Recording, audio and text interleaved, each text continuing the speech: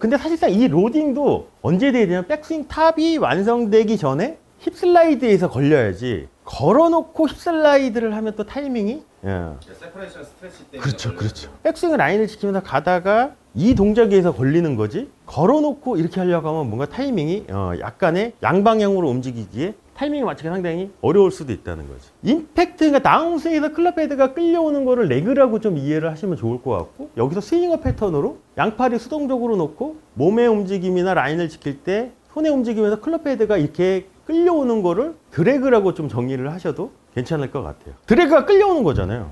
이렇게 끌려오는 거예요. 클럽을 앞에다 이렇게 놓고 이렇게 하면 백스윙이 잘 되잖아요. 왜 잘 됐을까요? 헤드가 여기 있는 상태에 끌려오면 끌려오는 이 가속이 더 크니까 이쪽이 잘 되죠. 근데 만약에 여기서 끈다고 치면 덜 되죠. 그러니까 조금 이게 뭔가 손하고 이런 게 개입을 할 수밖에 없다고 저는 생각을 하거든요. 그러면 조금 끌려오면 이거를 좀 참고 라인을 지키는 움직임에서 그냥 내버려 둬야 되는데 뭔가 안 끌려오잖아요. 그러면 어떻게 하냐면 손을 써서 얘를 이렇게 뒤로 보내려고 하다 보면 자연스러운 드래그 레그가 사라질 수밖에 없다는 거예요. 자, 그래서 파워 패키지 구성 요소 중에 이제 로딩과 클럽 헤드 레그라는 것도 있었잖아요. 여기서는 이제 개념 정리만 하고 한번 들어가 보죠. 자, 로딩이라는 거를 이제 호모 켈리는 정의를 어떻게 하냐면 다운 스트로크에 필요한 파워를 만들기 위해서 레그, 드래그, 트러스트를 설정하는 거래요. 다운스윙에서 파워는 일반적으로 뭐가 만들어져요? 골프 스윙을 했을 때 물리학적인 관점에서 보면 클럽이 떨어지고 몸의 움직임이 구심점에 의해서 클럽이 뒤따라오는 클럽 헤드의 원심력에 의해서 골프 스윙의 파워는 만들어지죠. 원심력을 만들려면 백스윙 과정 속에서 클럽 헤드도 뒤에 있게 만들어야 되고 뭔가를 해줘야 되는 거잖아요. 그래서 레그, 드래그, 트러스트를 설정하는 거래요. 레그라는 게 뭐냐면 클럽 헤드가 내 손보다 뒤에 있는 거예요. 클럽 헤드가 손보다 뒤에 있어야 되겠죠. 그럼 라인을 지키면서 오른 손목만 벤트가 되고 패닝 모션과 픽업 모션을 하면 클럽 헤드는 내 손보다는 뒤에 있는 거예요. 이렇게 만들기 위해서는 그리고 또 한 가지가 필요하겠죠. 가속을 만들기 위해서는 이 클럽 헤드가 지면에 있던 게 위로 가야 돼요. 위로 가려면 어떤 동작이 필요할까요? 여기서 픽업 동작이 필요해요. 그래서 이제 또 트러스트를 설정하는 거라고 했죠. 자, 트러스트가 뭐냐면 오른팔이 접혔다가 펴지는 게 트러스트예요. 오른팔이 펴지려면 저번 시간에 김민호 프로가 설명한 것처럼 작용 반작용 개념으로 따지면 접혀야 펴지는 거지, 펴진 상태에서 필 수는 없잖아요. 트러스트를 우리는 어떻게 보면 이제 패닝과 픽업이라고 생각을 하셔도 되죠. 그래서 로딩이라는 건 장전이라는 뜻으로 저는 이해를 했거든요. 레그를 설정하면 자연스럽게 클럽 헤드가 제 손보다는 뒤에 있어야 돼요. 오른 손목만 벤트가 되면 클럽 헤드는 내 손보다는 뒤에 있죠. 그 다음에 여기서 더 올라가면 패닝과 픽업이 돼야 돼요. 그럼 장전을 딱 하는 거잖아요, 로딩이. 그 느낌을 어디서 받아야 되냐면 프레셔 포인트 3번에 이 클럽의 압력이 전체적인 무게가 딱 걸리면 내려올 준비가 된 거예요. 압력을 생각을 한번 해보죠. 자, 라인을 지키고 이렇게 그립 끝이 바닥에 있는 플레인 라인을 가리키면 이 클럽의 전체적인 무게가 어디서 제일 많이 느끼냐면 3번이에요. 근데 만약에 얘가 이렇게 되면 느껴질까요?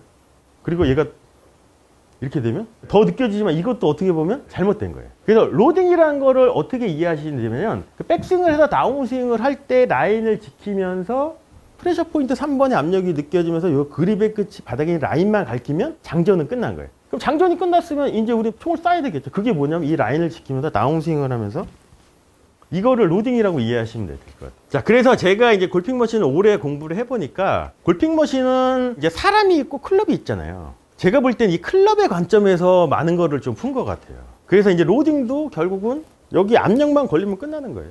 근데 사실상 이 로딩도 언제 돼야 되냐면 백스윙 탑이 완성되기 전에 힙슬라이드에서 걸려야지, 걸어놓고 힙슬라이드를 하면 또 타이밍이 세퍼레이션 스트레치 때문에 그렇죠. 맞아요. 왜냐면 우리는 전환이 필요하잖아요. 왜냐면은 스윙이라는 게 이쪽으로 갔다가 반대쪽으로 가는 동작이 있기 때문에 그럼 뭔가 전환 동작이 있어야 되겠죠. 그러니까 백스윙 라인을 지키면서 가다가 이 동작에 의해서 걸리는 거지, 걸어놓고 이렇게 하려고 하면 뭔가 타이밍이 약간의 양방향으로 움직이기에 타이밍을 맞추기 상당히 어려울 수도 있다는 거죠. 자, 그래 레그는 끌려옴 또는 뒤따라옴을 정의한대요. 이게 레그죠. 이렇게. 이제 드래그가 이제 다른 표현도 있어요. 이제 레벨 2에서 얘기를 할 건데, 이렇게 백스윙 탑에서 스윙어 같은 경우는 요 클럽 샤프트가 우리가 알고 있는 이렇게 지면화 평행까지 가거든요. 여기서 하체 힙슬라이드에서 하면 얘가 이렇게 수직으로 좀 떨어지는 이미지가 있거든요. 이렇게. 이거를 또 드래그라고도 이제 표현을 하는데, 사실상 레벨 1 베이직 과정에서는 우리가 드래그랑 레그랑을 조금 비교를 좀 구분해서 생각을 한번 해보면 임팩트, 그러니까 다운스윙에서 클럽 헤드가 끌려오는 거를 레그라고 좀 이해를 하시면 좋을 것 같고, 여기서 스윙어 패턴으로 양팔이 수동적으로 놓고 몸의 움직임이나 라인을 지킬 때 손의 움직임에서 클럽 헤드가 이렇게 끌려오는 거를 드래그라고 좀 정의를 하셔도 괜찮을 것 같아요. 그래서 레그는 드래그 가속에 의해서 만들어진대요. 드래그가 끌려오는 거잖아요. 이렇게 끌려오는 거예요.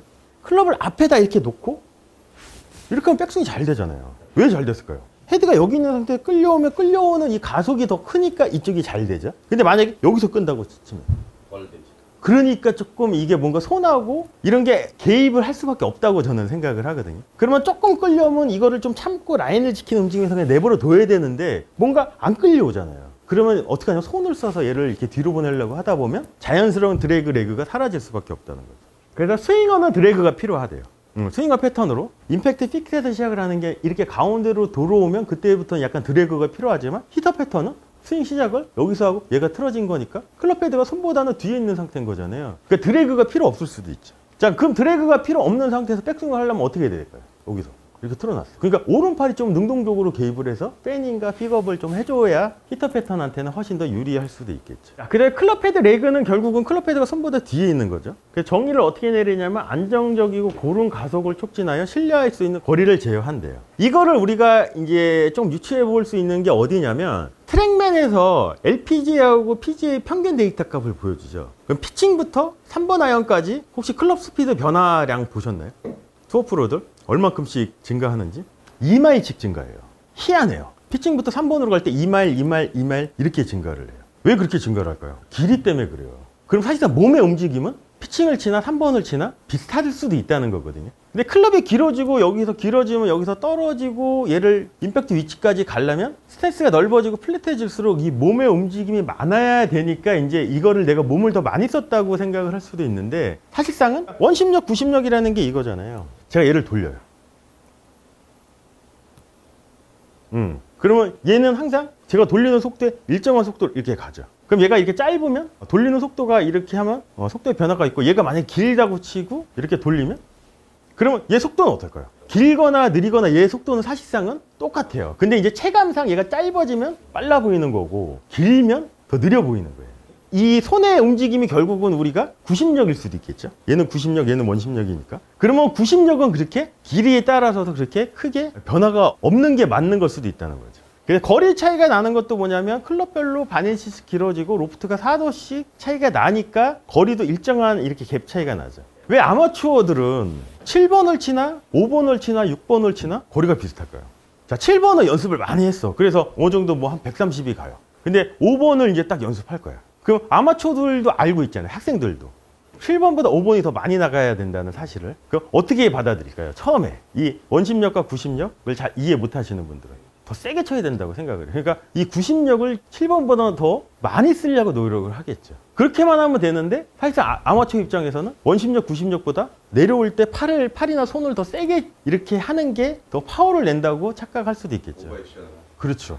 근데 사실상 아마추어가 5번이나 6번이나 7번이 동일하게 나가는 거는 스피드는 어느 정도 또 증가해요. 근데 뭐 때문에 그러냐면 정확성이 떨어지는 거예요. 임팩트 때. 컨택이 안 나니까 비슷하게 나가는 거지. 이렇게 돌리나 얘가 길어지나 얘는 항상 동일한 속도로 돌아가야 된다는 거예요. 그래, 레그를 이해하면 뭐냐면, 클럽이 길어질수록 얘 양이 많아지는 거예요. 클럽이 짧아지면 얘 양이 적어지고,